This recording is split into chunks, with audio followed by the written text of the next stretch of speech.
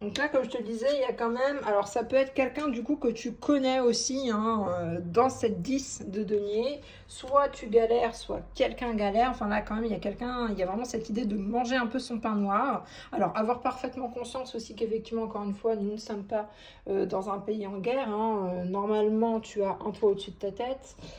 Tu es au chaud, tu as le frigo plein, tu as un téléphone déjà dans la main. Enfin, voilà, prendre conscience de la richesse. On vit dans un pays riche. Enfin, très mauvaise répartition, mais bref, je ne vais pas rentrer dans les débats politiques. Prends conscience de tout ce à quoi tu as accès, ok? En fait, dans quelle situation tu te sens riche, de quoi tu te sens riche, de qui tu te sens riche, ok? Dans quelle situation tu te sens riche et dans quelle situation tu te sens pauvre. Et là, la 5 de denier, tu te sens pauvre. Il y a un sentiment d'insécurité, de vulnérabilité. Donc, comme je te disais, alors soit tu es là, soit c'est toi qui as les problèmes et il y a quelqu'un qui chemine avec toi pour t'aider, ok? Soit tu côtoies quelqu'un qui a des problèmes et c'est toi qui chemines à côté de cette personne. Le problème, quand tu chemines à côté des personnes en galère, c'est que ça te fout toi aussi en galère, ok? Donc bien comprendre, la 5 de denier, c'est vraiment pas ouf comme énergie. Peut-être aussi que tu évolues dans une ville pauvre ou populaire, c'est un peu la cour des miracles.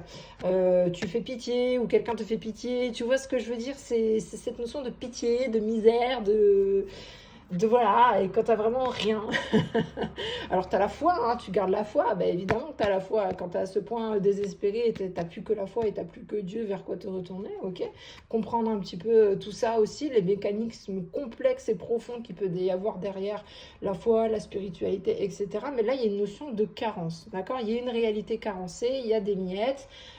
Donc ça peut être une alimentation carencée, ça peut être un relationnel carencé. En fait, là, euh, c'est du sens unique, en fait, ici. Il y a quelqu'un qui donne à quelqu'un qui ne peut pas rendre. C'est pas forcément que cette personne, elle veut pas. C'est que là, techniquement, regarde, il est en béquille, il est blessé, il est malade et tout ce que tu veux.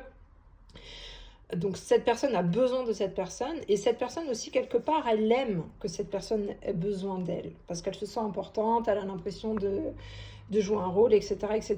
Donc comprends un petit peu toute la complexité de la 5 de denier, mais là il y a quand même un problème d'estime de soi, ok? Donc soit tu te sous-estimes ou quelqu'un te sous-estime, t'es sous-coté ou on te sous-cote, enfin il y a un souci, ok? Il y a quelque chose qui doit revenir à l'ordre. Dans les échanges, dans le partage, je te donne, tu me donnes, il faut que ça te paraisse correct et il faut que ça paraisse correct aussi à une autre personne, hein. Un malade, quand il est guéri, il quitte l'hôpital.